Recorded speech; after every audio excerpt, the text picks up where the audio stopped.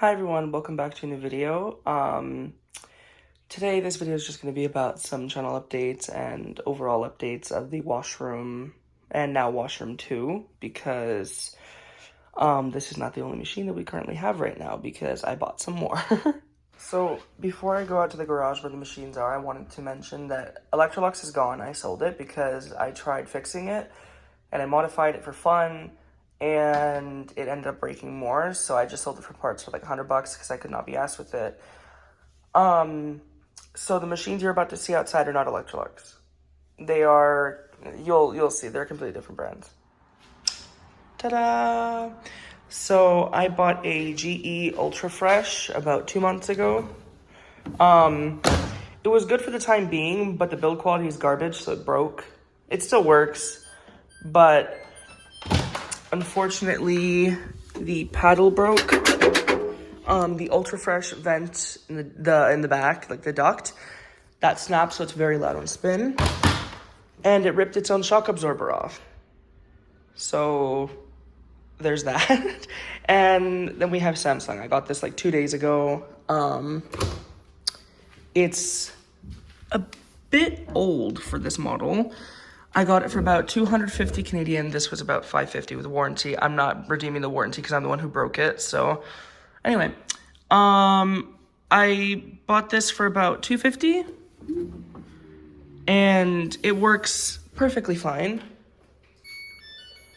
In fact, I really like it, even though it's very basic. It doesn't even have a heater, but it's very, very nice. And I didn't have to remove the heat shield because it didn't come with one, unlike this one. But, yeah, so let's get into it. So first off, since I got the GE first, we'll be showing the GE. As I said, I got it about 2 months ago. It was fully working, good condition, but my stupidity broke it and also the horrible build quality. The Samsung's the new main machine because I just use this as a secondary, as I refuse to put my clothes in the drum with a broken paddle. So if anything, I just wash bedding in it. I just wash like towels, I wash bedding, sheets, comforters, duvets, whatever. But it's a shame really because it washes very well and the drum is huge. So I mean, at least I have an advantage for big shit like that. But yeah, otherwise it works perfectly fine. It heats, so I do tend to wash whites on this, even though, I used to. Haven't done it with the broken paddle yet, but I'm considering, because this does not have a heater, although it washes very well. Yeah, cycle selections are very nice. Times are pretty good, even though you've also got time save. The function I like the most is the drum light that you can turn on during wash, and so on and so forth. The Ultra Fresh vent, I find it kind of useless because there's no actual fan. It just tumbles the drum with nothing in it for however long you want, and then you can turn it off. So like if you were to leave it on overnight, it would keep on going overnight and just waste power. Oh wait, sorry. Since I modified the door to have no heat shield, I didn't screw something in properly, so you kind of have to hold the door to lock. Only sometimes though. But yeah, that's the Ultra Fresh thing, I guess. It's pretty useless. It doesn't do much. Like, I remember I washed towels or something, and then I did the Ultra Fresh vent for like 6 hours because I forgot about it. And it was still damp inside, and it didn't smell or anything because I take good care of my machines. But, well, for the most part. But, yeah, that's pretty much it for the GE. Moving on to the Samsung. So, as I said previously, I paid about $250 for it, Canadian dollars. It's in pretty banged up shape for the top and not this side, but here, I'll just move it. For this side, it's pretty banged up, but there's no rust and it works perfectly fine. I did do some jumping, so there's gashes and I don't like how it gashes, so I won't be doing that again. But,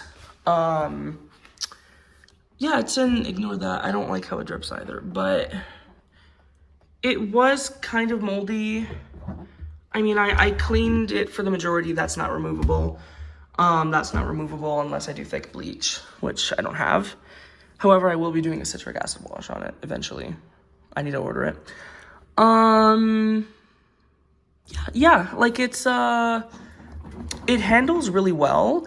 It usually doesn't limit. It has 1400 RPM. You can allow up to 5 extra rinses on pretty much any cycle. No, actually, I'm pretty sure every cycle. How about, apart from self-clean. But rinse and spin, you can even do it, which is crazy. Oh, actually, no, you can't. You can't do it on delicates. Oh, well. My favorite cycle so far is heavy duty because it has, not only is it really long, but the final spin, you could take off rinse on that, that's ridiculous.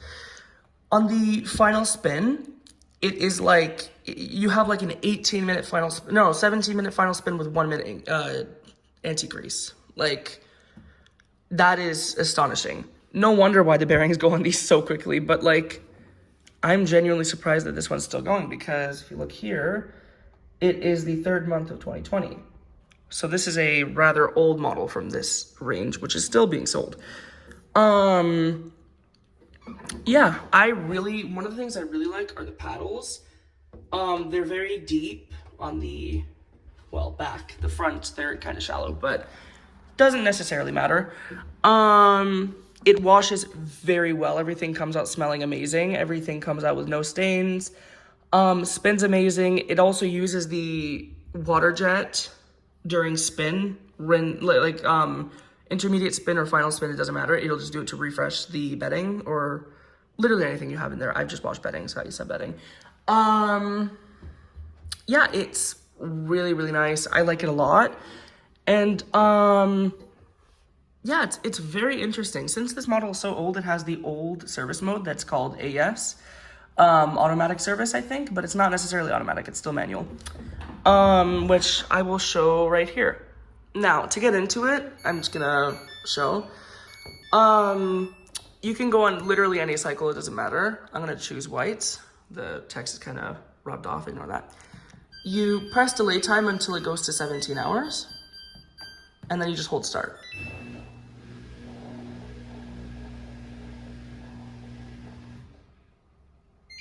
There we go. So, of course you can lock. 1 is lock, 2 is drain, 3 is fill, 4 also is seal, which is cold. That's also fill, then you have hot, and then you have tumble. And then you have another drain because the next one is spin. Now, the funny thing I do recognize that it doesn't drain when you put it on spin unless you drain it right beforehand. So trust, when I was cleaning it, I did do some spin washes, which I hope it doesn't kill the bearings. But yeah, it goes up to 1400 in service mode and in normal mode, which is kind of shocking because it is a baseline machine, so I was expecting like 1100, 1200, but yeah. Ignore the ticking, it's because they're very close together.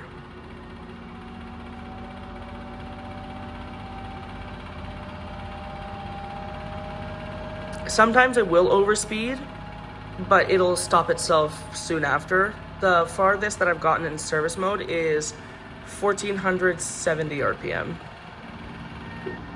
Yep, that was exactly 1400. So only sometimes it'll do it, but yeah. So just some things I wanted to say before I ended off this video. The reason to why I'm not recording is because, well, my phone is out of storage. Even though I have bought a tripod, everything was set up. I did film a full cycle on this, but I couldn't export it out of iMovie because of my storage being so full. So full cycle videos will have to wait, unfortunately, but I will try and get it up running soon. Maybe I'll just film on my Android, but honestly, iPhones are just better for video recording, so we'll have to see on that. Yeah. Now for LG, it's doing really well. It's still very clean because it's only like a month old. Yeah, it's doing very well. It washes amazing. We've done about 56 cycles on it so far, which is not bad at all. It saves a lot of water, it saves a lot of energy. The one thing I don't like about it is how sensitive it is. But apart from that, I'm glad I chose it. It's a very good machine. Yeah, that's all for today. Bye.